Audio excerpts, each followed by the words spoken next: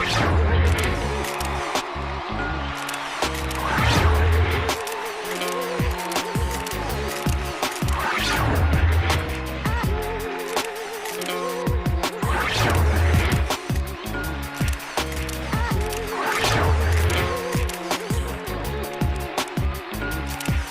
good? It's your man Kill for this episode of My Life, My Music. And today we're chilling with the legendary Chucky Thompson. We're talking about Mary J. Blige, Faith Evans, Raheem DeVon's Woman, Grammy-nominated joint. Yeah. What's good, sir? That's all good, man. All right. It's a pleasure to be here. No doubt, no doubt. Thank you for being here too, B. But yo, tell us about how did you get started with music growing up? Like, where did it come from? Where did it come from? You know, I asked my mother this. I mean, it was a gift, pretty much. And from the stories that she told me, she used to sit me in the kitchen, and you know how kids would just be banging and making noise. I was actually on beat with it, so she knew from there that something was different. And I mean, I don't know, my mind is always on record. Okay. So listening to records growing up, and just listening to instruments, I mean, it started early. Now, what was some of the stuff you listened to growing up? Man, I listened to a lot. I grew up in D.C., right? So it was more of a, can I say, soul, you know, funk scene here, you know. So I was listening to like Parliament Funkadelics and, you know, the Ozzy Brothers and a lot of soul records. Like my mother and father always had like the latest soul records, you know. A lot of Gamble and Huff growing up, you know. So. Those are the things that I just recorded in my mind as far as just instrumentation and how it should go. Right. All right, bet. Now tell me this, when did you know that you could make a professional living from this? Like, what was it that happened? Was it just like a certain moment where you just felt like this is something that this could be how I make my living? Well, I think I've always been a musician. Like I play a lot of different instruments. So to be honest, it started there for me playing the drums. Okay. I mean, these are things I figured out on my own, to the bass, to the guitar, the keyboards, and then really understanding what a producer does, you know, which is basically directs all of those instruments I mentioned. So it was, a light bulb flashed, and I figured I just needed to direct the instruments that I was playing. Okay. Now, what was your first professional joint? Was it a performance? Was it a production credit? What was your first professional? Well, professional for me would be, my first professional situation was playing congos for Chuck Brown and the Soul Searchers. And then from that, I actually got one record placed with a good friend of mine, actually the guy that actually turned me on to what hip hop, you know, how it's all broken down. He was the one that kind of introduced it to me in a way where it made sense as far as the records were concerned. Right. And started listening to arrangements and listening to different things. And all of those things just kind of shaped my production, you know. Okay. Me and that guy AJ wound up doing a song for Nefertiti. Okay. And she was signed to Mercury at the time, and I wound up getting the Born Jamaican signed. Okay. From some stuff that we were doing, like I said, around in my neighborhood. So. All right. So you touched on Chuck. You're touring with Chuck, 19 years old. What do you think is the most important lesson you learned from a legend, not just a go-go legend, but a music legend? What was the most important lesson you learned from him? Well, one of them is he always stayed in touch with the kids. Okay. I mean, for him to be 74 years old, I mean, he always had an open heart. I mean, to his last performance, had 18-year-olds in there. Right. I mean, we released his first album that I did with him. There was a lady in there, was 96 years old. Wow. Everybody loved her, man. Nobody was touching her that night. You know what I'm saying? Right. But that's just the magnitude of him just being a good person. So I learned a lot from him on that note of just people. That's dope, that's dope. But yo, we're gonna be right back with more of My Life, My Music with Chucky Thompson.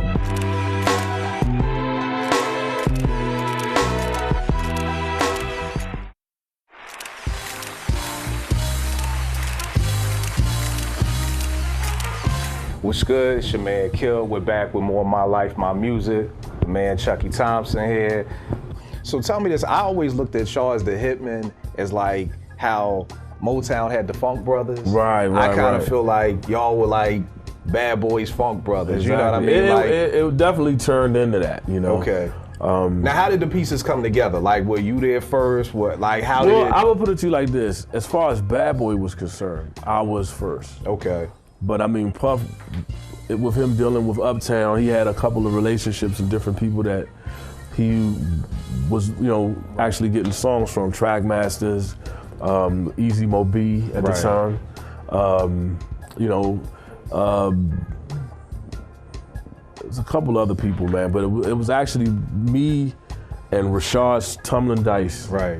And we were basically the first ones on paper with it. And then Nasheem Myrick was the studio manager. Right. And I turned him into... Right, because I know he engineered. Yeah, and he kept coming in to the studio talking about some guys in this neighborhood that was turning up. And I'm like, Slim, I'm all the way up here from DC. Right. I'm not up here playing, man. You going over where? Right. You better get ready to pop off here. Right. And then, I mean, you must have paid attention because Who Shot You came right after that. Right. Now, how did stuff come together? Was it like, because when you look at the credits, you know, it may be a lot of different names in there. Was it a situation where you would come in and, you know, you would do your part first? Was there a lot of collaboration? Yeah, it was always like an assembly line, you know. I think that's what made a lot of those records do what they did, because it was like, okay, I threw a first stone, and what you think? Or what you think? You know, and it wasn't really a big deal. It was like, just come and hop on the record, you know? And everybody was, you know, we were building a house. Right. It was like a house that was getting built, so. Now, I know in the 90s, and to go back, like how Tip will go on to say that record labels and the industry is shady. And I understand the way that you're talking about how, like you said, you're building a house. I'm sure when you're in the studio at the time, you're not thinking about who did what and how does production credit go around. Was there any problems with that? I never had any problems with any of that. You know what I'm saying? Even dealing with Puff, you know what I mean? It was just, you know, this is what it is. Right. I mean, you down, you're not. So, I mean, at the end of the day, it was just product. You know, we would just, the more stuff you put out, the more chances you'll have to hit. Right. You know, so it was always a constant grind. You know, I think the saying back then was, and I'm pretty sure it's the same way now, but sleep was a cousin of death. Right. You know, we used to stay in there and just finish records, you know, room to room. Now, what led to, I guess, the breakup of the Hitmen? Because as a fan, one day y'all was there, and it seemed like the next day y'all I really can't put my finger on everybody else's situation, but my contract had ended. Okay. And, you know, it was real early on. I just felt like, you know, Puff was really getting busy with his career. And, you know, at the time, I just felt like, you know, as a respect to us both, I'd rather us, you know, we just keep in touch and keeping cool and, you know, but I mean, he had asked me to stay, you know. Now, for me, again, from a fan's perspective, I felt like, and tell me if there's any truth to this, that like he blackballed y'all. You know, because, and the reason why I say this, because like you said, I know you can't put your hand on other situations, but you dudes were like the soundtrack of the 90s. Right. And I felt like I heard less and less from everybody in that crew, but y'all with a soundtrack, you know, so it was almost like for D-Dot to make All About the Benjamins, which is one of the craziest joints ever, right. To kind of, after the Hitman kind of broke up, you never really heard from D-Dot again. And I never really heard from Nasheem like that. And right. You know what I mean? Not saying cats wasn't doing their thing, but from a fan's perspective, it was like, yo, what, you know, what's good? Like, how do these... I couldn't put that on just, you know, the situation over at Bad Boy. You know, I would say that for the most part of the conversations I've had with everybody that has situations, they agree with me with that, you know, you can't get these positions and just totally just be about the position, or, you know, that whole egg in the basket thing comes in. You know, you have to stay active and stay in tune. I mean, whether you are doing records for the world or doing records for whoever, it's like your focus has to be on something that is about, motivating people and, inspirations and those types of things. So. Now, do you still stay in contact with him, too? I mean, I catch Puff around here and there. I talk to the Hitman guys every now and then. I was out with Stevie not too long ago, down in Atlanta with him. That's my brother, man. Rashad and I always, Rashad is DJ for Erykah Badu. So, I mean, I always catch him when he comes to town, but we talk all the time, We try to keep in touch, so, I mean, at the end of the day, it's still the same. Now, it's funny you brought up Stevie J, because, I'm a big credit dude, a big line and note dude. And I was seeing on Life After Death, Stevie was doing a lot more of the R&B production, for Bad Boy. And I know you did the co-production for, Big Story to Tell and everything like that. And again, as a fan, I'm looking at like, yo, where Chucky? Like, why Stevie? Big was looking at it too. Because at that particular time, I mean, it was just getting weird with me and, Big was my man, you know what I'm saying? I just, at that time, it wasn't even about Big. It was more or less me just trying to figure out, me and Puff were kind of working the business and certain things were going on, and I'm trying to figure out what my next step is. And in that, and the family and a whole bunch of other stuff, I just kind of migrated away. Okay. But I mean, I stayed in contact with everybody. One time I went over there, I think I had the Frankie situation. Okay. Then I went by there and Big had just had the accident and he had the cane and all. And I snuck in the building to just check something out, and then he found out I was in there. Like, Big wanna holler at you. You know what I'm saying? And the illest thing about that story that happened a minute ago, because Big's passing just, we just dealt with that. And the craziest thing is that the Utah Jazz was playing the New York Knicks in the Garden. Oh, there they go. It is crazy, right? that would happen on Big's, on a day like that, just with that, with the story to tell, Jordan. You know what I mean? But speaking on Big, since you was there from the beginning, you met Big when dude was just Christopher Wallace. That was my man. Tell me about the growth. You've seen him go from an up-and-coming MC to, in my opinion, the greatest MC ever. Right. Tell us a little bit about that. When I met Big, I was already a fan from the Party and Bullshit record. Right. So I was almost pressed to meet him. You know what I'm saying? Just from that one record. Then he met me. I was pretty much rocking this Fila jacket. So he was off the. Where you get that jacket from? Because we two big dudes. We gonna check and see who was what. Where you get that jacket from? Like Georgetown. I felt, Georgetown. So he was like, oh, you from DC? Yeah. So from that moment, it just, that he's a big, cool, very white, cool with a blunt. You know what I'm saying? That's how I felt about him. And the same with me. He just knew I was laid back and mellow, but we would turn up. We would turn that music on. We turning up, and it just went from there. You know what I'm saying? It's like a Fat Boy, you know what I'm saying? A Fat Boy relationship, man. Okay. But I love that dude, man. Okay. Now you gave Big Papa, one of his biggest smashes. Me and Nasheem Myrick. Okay. And yeah. Okay. Exactly. Now, you got this dude, Warning, Who Shot You, all them joints. What made you want to just smooth them out with? That's why I mentioned Nasheem, man. I came in the studio, but he just had the looping. And in my brain, I said, Ice Cube was out at the time. Today Was a Good Day was out. Same premise to me. It's like Ozzy Brothers, some laid back. So I said, you know what? I know Big knows about, the West Coast. I know he knows about it.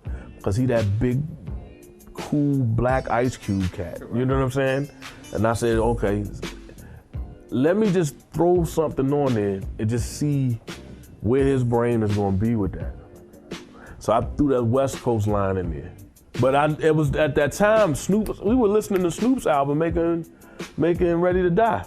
Like it was love about that, you know what I'm saying? And we were listening to that. I just threw it on there, you know what I'm saying? And left. Kept it real simple, just traced the music. I just put a bass drum and a snare, traced that, and threw that line in there, and the song was done. And the next day, I see Nasheem, and he's like, man, you gotta hear that hook that Big put on there, man.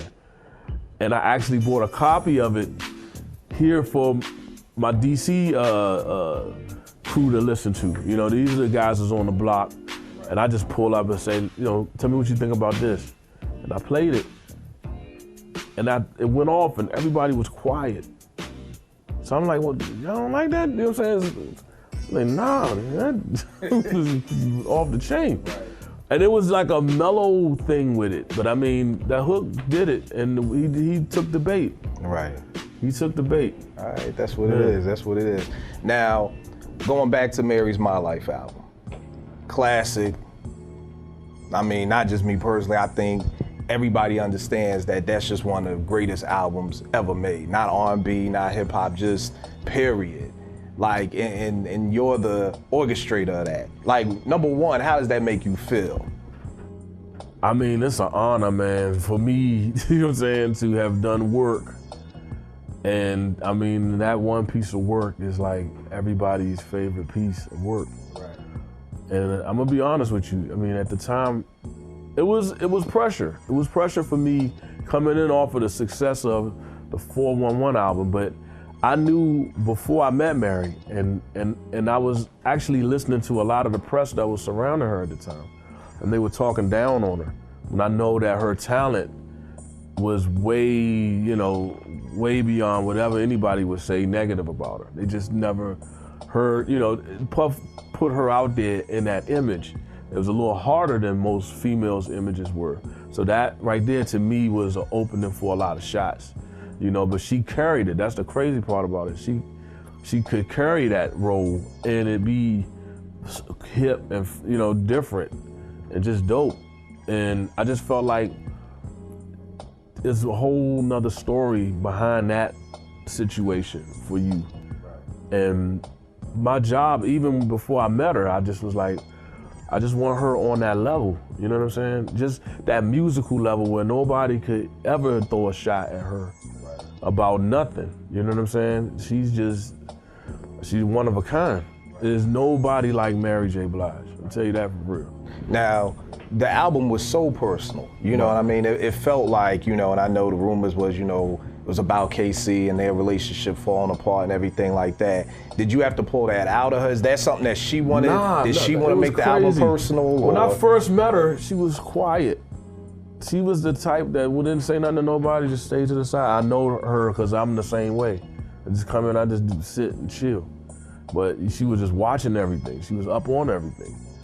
I mean, she was going through a phase of her life at that time, you know what I mean? She was transitioning from, young to lady. So I came in right at that moment, and, we just wound up becoming tight like family, like a musical family though, and I mean, at the time, she was going through a situation in a relationship, but I mean, I could see it on her face, it's just, I don't know, it's just like I could feel her, that I would go and make records or make songs, because I had that feeling, that feeling from just being around her. And she got the type to go around telling her business, but, I could feel what was happening with her. And that comes through in the music. You know what I mean? Like crazy. You hear it. You hear it. It's not just the production. It was a lot of us around. Like, I mean, KC, JoJo, Faith, it was a lot of us around. One time I wish I had my camera with me. I mean, I think Deron was playing the keyboard, the piano, and then JoJo and them came in the room, and then Faith came in, and then, like, it was all of them singing. They were just young and just gospel, like they had that feeling. So if somebody started playing, if somebody started singing, everybody's singing, you know what I mean? And it was just dope. And that was, I guess that picture that I'm printing for you is the vibe that was happening at the time, just young, dope. I mean, Usher was around. And I mean, at the time, it was just, Mary was Mary. She knew how her thing was more soul, Like I said, I grew up listening to all of those soul records, so she's the type that can listen to Quiet Storm and know every song that comes on. I mean, and And if she sings it, she's singing it even different than the song, and it's still dope. That's dope, that's dope. But yo, we gonna be right back with more of my life, my music with Chucky Thompson. We gonna be chopping up about faith, other stuff, and what's up next for the legend right here.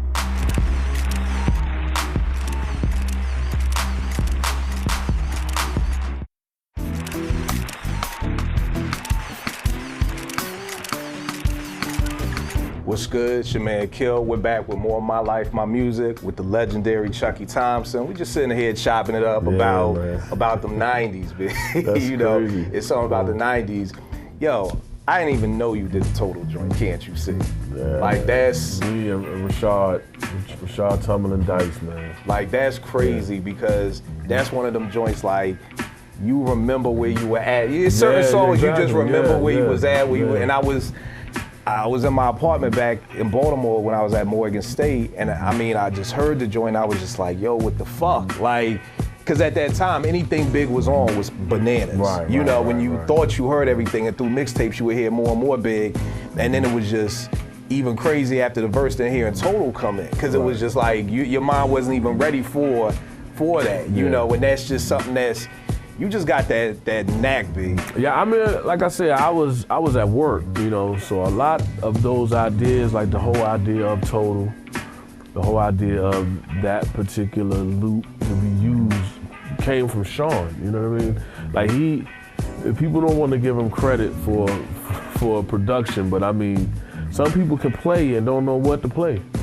He's just one of those people that don't know what to play, but know what to play, you know, and know how you know, what would be dope. And we would just all jump in. I mean, that whole Hitman thing, you know, he was a part of it too, you know, a big part of it. Now tell me this, because I remember in a Vibe article, Stevie J was saying how he sometimes kind of felt some kind of way because the track would be made, and then Puff would come in and turn a knob. And I don't like think it was that critical. You know what I'm saying? Everybody kind of took that piece to another level. But I mean, everybody has to understand that the work was coming through him. So these are projects that he was responsible for. So no matter what, you know, you feel about your song, I mean, if you feel that strong about it, you know what I'm saying? Put it out on your label. But we were working for his label. You know what I'm saying? So a lot of that stuff was his ideas. It's just that I knew how to vibe with him.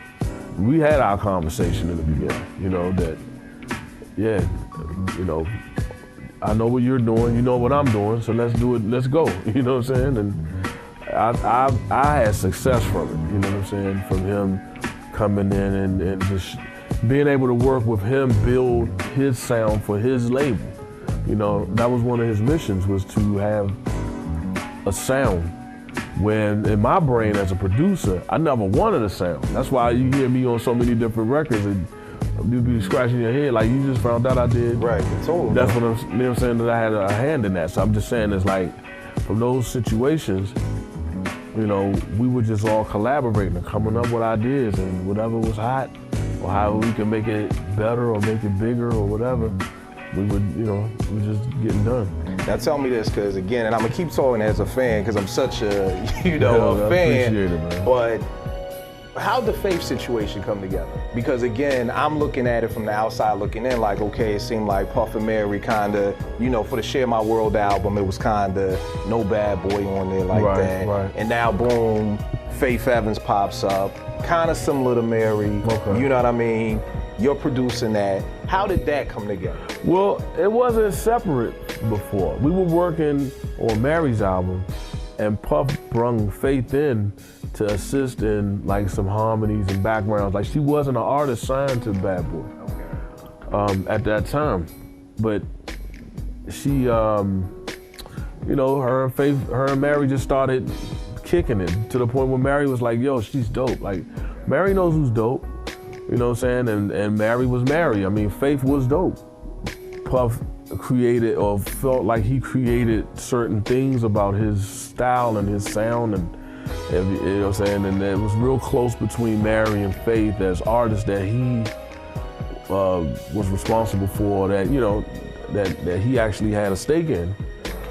And I mean, it's a thin line between females and that, you know, swagger jacking, if you want to call it. But you know, they don't play that on a level of just being regular women in a situation. So you know it's not happening when you know what I'm saying? On a regular you day. out there and on the levels that they were in, it just caused a problem with that, you know, and I think that, you know, from that situation, that kind of made everything separate or whatever, but I mean, at the end of the day, I've known that now that they all are cool with each other. It's not a, you know, I mean, so I guess that.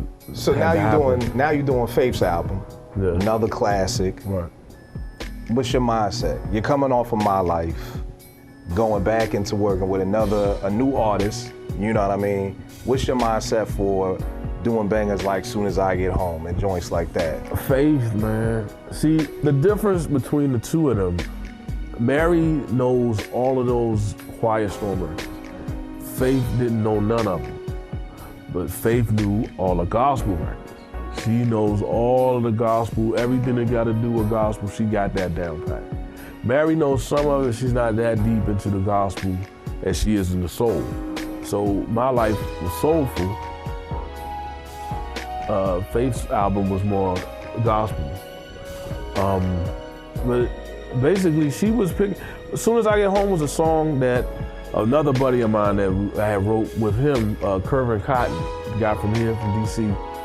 And we used to play that chord change, we was just playing it. And I never finished it, we just always played it and made little demos of it. And one day I'm up in New York and I'm playing it on the piano. I'm just goofing around playing that one little, and she was like, hold up, I like that. And I'm not thinking nothing of it. I'm like, okay, cool. So I'm actually getting ready to leave New York to go back to DC. And Puff calls me like, look, man, I don't know what record Faith was talking about, but she getting on my nerve about it, that please, like, before you leave, you just go in there and just put it together for me. The studio already booked upstairs, you just go over there and knock it out. And at this point, I'm like, man, I'm actually at the studio early to chill before I leave, you know what I'm saying? So now it's like, I gotta rush and knock this out. So I put all of the engineers up on it, like, look, my car's supposed to be here at 6. How much time do I need to get to the airport? So it's like, okay, well, let me hurry up and knock this out. And I just threw it together and I made my cab. But it was just that quick. And I had never touched that record after that. And then Faith called me. She had put it on her answer machine. She already sung the hook to it. She's like, yo, you gotta hear this. She put it on her answer machine for me to hear. It was crazy. And then, I mean, at the end of the day, yeah. Another classic. Another classic. Another classic with life attached to it. Right. That's crazy. Yeah. So tell me this, B. You got called on, or you were part of Stillmatic with Nas. Right. At a time when, before this album dropped, before Ether dropped, like, Nas is basically dead in the water. Damn near. You know, Jay, I think everybody had kind of given it to Jay that the takeover, you know, that there was no coming back from that, you know. Right. You're on that album, and not only are you a part of that album, but you give Nas, like, the biggest hit off the album. You know, a certified banger with one mic. How did that come together? Like, how did you, I know you work with Big, but for the most part, you were the R&B dude. So how do you get, you know, on Nas's album and cook up one mic? Well, I mean, Nas is a very knowledgeable person when it comes to music, when it comes to just the culture. Like, he knows what's happening.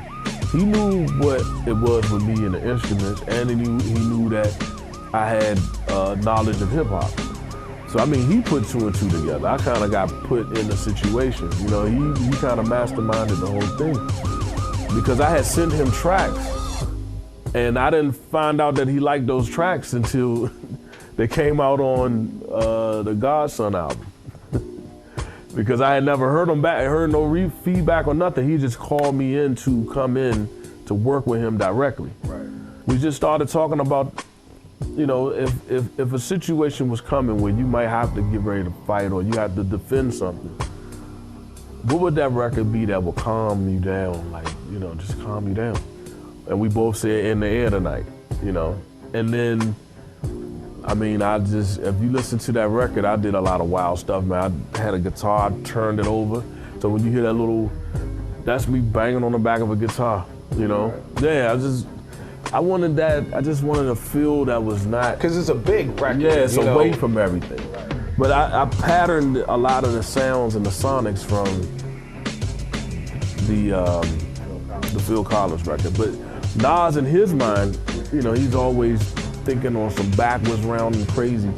He said, man, I want a record that, you know, that the chorus is quiet, and the verses get loud. And I'm like, yo, only you would think of something like that, bro. So, I mean, it all made sense. We just kind of went, he in his mind had what he had, and I took what in my mind, what I had, and, you know, yeah. All right, so you're one of the few producers who could say that they work with Nas and Big. You know what I'm saying? You always hear it, who's the best MC, Biggie, Jay-Z, or Nas? Mm-hmm. So, not to put you on the spot, but Nas or Biggie, just your personal preference, not maybe who's the best or anything like that, but... That's a hard one, man. That's like you picking your mother or your father. Right. You know what I'm saying? I really couldn't pick, man, because they both, to me, are innovators, you know what I'm saying? And right. Of certain things. Big's innovation to me was that funk, you know what I'm saying? And then being funny. Right. And then, you know, from the funk to the funny to just, you know, keeping it gangster.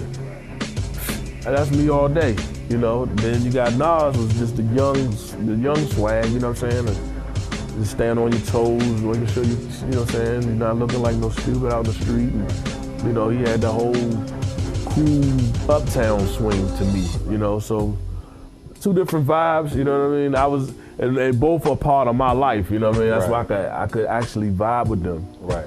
Because we all live kind of the same life with music, you know, with just dealing with, you know, life trying to make it, right. In the music. Now, you did the breakdown between Mary and Faith, like right. What their differences were. What would you say the differences of working with Big and Nas were? Working with Big, I put it to you like this. I did the records, I did the songs. Big heard the records and turned them into classics. So I just laid the ground, you know, the floor. With Nas, I was actually involved with him in the process of making the record. So that would be the difference between the two. I mean, Nas is still the type of person that can hear a beat and know what to do with it. But I mean, for the most part with me, I mean, he always liked to sit and like have us create something that's new or just different, you know. Whatever was in his mind is to bring it to light, you know, because he knew that I could vibe with him on certain levels. I mean, he always had people around that could do this, you know what I'm saying? From the Salams and you know what I'm saying? Salam is crazy with him. Right. But I mean, for me with him, it was just always me following whatever way that he wanted to go with it. We just follow it, yeah. Now, who are some other MCs that you produced for? Well, actually, for right now, I'm actually doing something with Juvenile. Wow. So I got Juvie back on deck. Now, how'd that come about, B? You pulled that name out of left field, didn't you? Well, we have a mutual friend, man. It's a guy by the name of Steve Solomon. Okay. And Solomon, you know, is from DC, and he used to always, he's a party guy. I always catch Solomon at all of the hot functions, you know, because him and his team would be throwing them. So I ran into him here. He just kind of kicked in and found out, you know, what we all been involved with. And he had Juvenile. Been working with him, doing a couple of things. So just gave him a couple tracks. And see, Juvie didn't know that I played all of these instruments. You know, he gets excited. That's why I say a lot of rappers get excited about musicians, you know. That he was like, yo, and knocked out one of the songs that I did that's actually getting ready to be on a movie that he's in with Christopher Walken.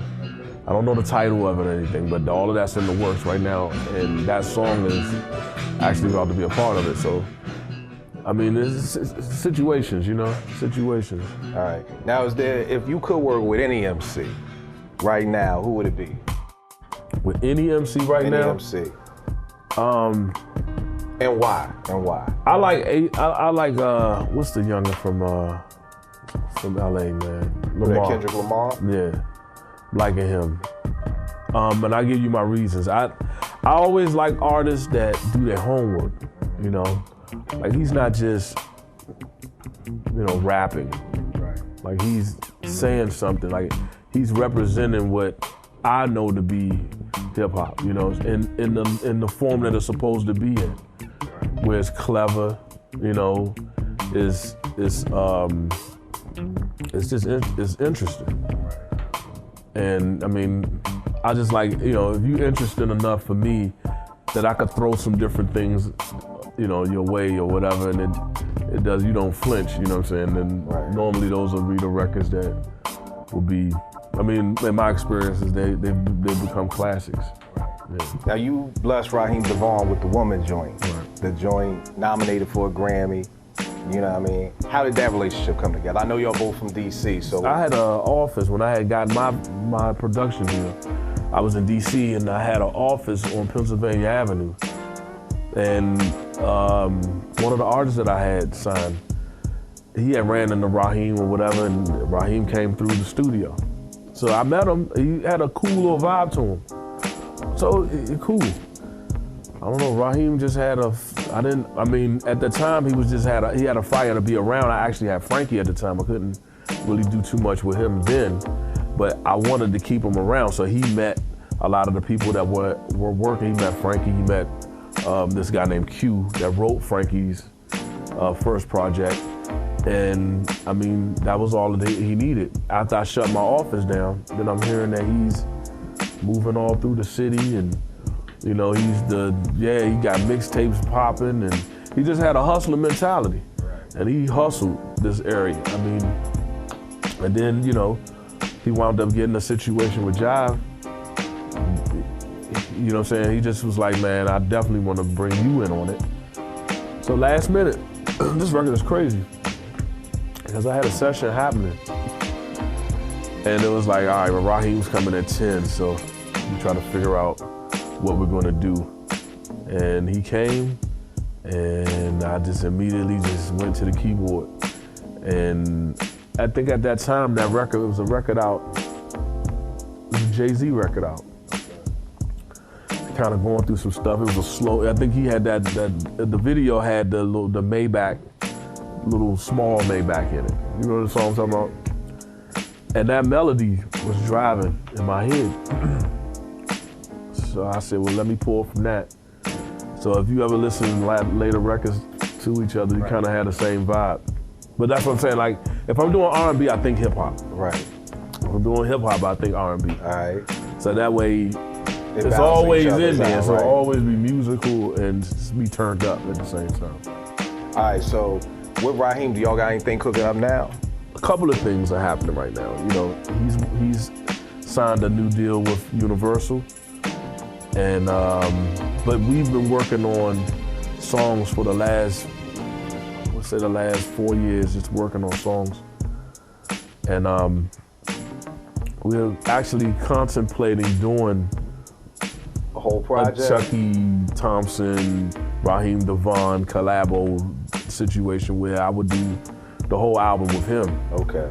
I mean, those things are in the talk, so, you know, and it's gonna be dope, man. Because, you know, Raheem is, to me, the voice of where R&B has been, and to keep that going into where it's going now, you know? Right. So he's definitely the future. All right. Yeah. Yo, it's your man Kill, My Life, My Music. We're gonna be right back to hear more about Raheem DeVaughn with Chucky Thompson. Hey, good luck. Yes, sir. Yes, sir.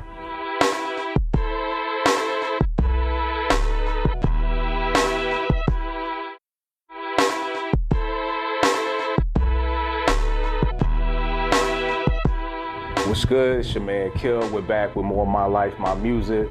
The man Chucky Thompson here. Just talking about some Raheem DeVaughn joints. And one of the joints that y'all dropped that I love was the Django Revenge joint. Oh, yeah. You know what I'm saying? Now, how did that come together? Because is that something y'all submitted and didn't get picked up, or y'all just said, yo, we just at that time, throw it out? I submitted it, and I just guy I was dealing with, Breon Prescott, which is Jamie's manager. You know, he's just basically like, you know, they looking for something else. So I had already had Raheem do the reference until we just said, you know what? You remember what Jay-Z did for the American Gangster? I don't think that record was a part of the movie, but what he did is he just kind of attached that song to the brand that was happening, and you know, it made a nice little connection with that. That I said was, we did the record, I think you sound dope on it, you know, let's just go ahead and release it, you know, let's just go ahead and throw it out there. I mean, Raheem was, you know, he was quick on that one, so then we just threw it out there. I mean, but it was just to throw something out there, you know. Sometimes you just gotta go past all of the red tape, man, and just go straight to the people. All right. So, yeah. And with that joint, you rock with the Eric Clapton sample that EPMD made famous with Strictly Business. Now, I know you did, you know what I mean? I know you sampled in the past. Because of sampling laws and because so much lawsuits over sampling and everything like that, is that something that you kind of stray away from now? Or? Well, I you know what? It is what it is. Samples are being used. You know, a lot of the records that you hear now have samples in them. Right. It's just, you know, most people, if you use a sample and you don't have a label behind you, just throw it out there for free, just like we just did. You know, but then if you have a label behind you, you know, they would do the clearances. But I'm gonna be real with you. Sometimes that they'll look at, you know, because it's too cost. You know what I'm saying? It winds up becoming a flyer. You know, it's not like you're gonna make any money from samples. But I mean, if the record is hot enough, I mean, Big Papa, if the record is hot enough, you'll get some notoriety, you know, from the record. So I always look at it like that. Look at samples as flyers. Yeah, to a party. You're not gonna make no money from it, but everybody gonna know what you're doing. Yeah. All right. So what's good with Chucky Thompson in 2013? Like, what's going on? Tell us some of the things you got on tap for us. Well, right now I'm actually just building my team. You know, building my production team. You know, I have a lot of knowledge as far as just how to make these records and make them, you know, make them as effectively and, you know, as quickly as possible. But it's also about merging the different sounds and coming up with different things. So that's one of the projects that I'm working on, is I'm just building my team and getting everything straight. So those are some of the things. And I'm also working with Salam Remy, who's the senior VP over at Sony, and a lot of the projects that he's working on right now, I'm involved in. So it's just busy, you know. I'm just trying to get as much product out there as possible that bears my signature. Because I mean, everybody's kind of, not even saying that they're kind of, but they're reaching back for that classic R&B sound. I always hear that, you know, when you gonna bring back R&B music? And I'm like, and I don't know. I just feel like a lot of things have changed with it, but it's still the same. It's just a matter of, you know, having artists that you can work with that get being innovative, you know, beyond what you hear right now, you know. And that's pretty much it. Just trying to keep classics under my belt. Now tell me this, because the game has changed so much since the time you've been here, for the 20 plus years you've been putting in work. A lot of R&B now, like I work with teens in the hoods in Southeast, and I remember growing up, there were love songs. You know, it was When Will I See You Smile Again? You know, you had songs that talked about love, you know, and I always tell my teens, like, y'all are missing out, because a lot of the R&B music that's coming out now is about sex and everything. It's almost like rappers want to be singers and singers want to be rappers and all those things. Right. Do you think it can't come back to where you're hearing the majority of songs, like BBD was hood, you know what I mean? They were street, but they talked about being in love. Do you think that can come back into R&B, where you're not soft for talking about love? Like, that's just what R&B was. So whether you was Johnny Gill or BBD, or, you know, no matter who, you Jodeci, you know, my heart, you know what I mean? No matter what it was, there was love in there. Do you think that can come back? Or I think it's definitely a space for it to come back. It's just who else is thinking about it. You know, a lot of times that's really the situation. Is what is the focus of the artist and the team's vision for this artist? Because a lot of times they have a set way that they want their project to go, and it may not be about love. But then you have a person like Raheem, that's really his whole thing is love. Then you got, what's it, TGT out now? Right. You know, Tyrese, Genuine, and Tank. And I mean, I know that they have a lot of records about love on their album. So it all depends on, you know, who you selling it to, who you marketing it to. But I think for you to even ask a question like that should put questions in people's minds that are writing these songs and signing these artists to see if you know, if what you're saying is the truth. Can it come back? I mean, I always, from my perspective, I will always go for the musical project first before the turn up or the hype project. You know, so.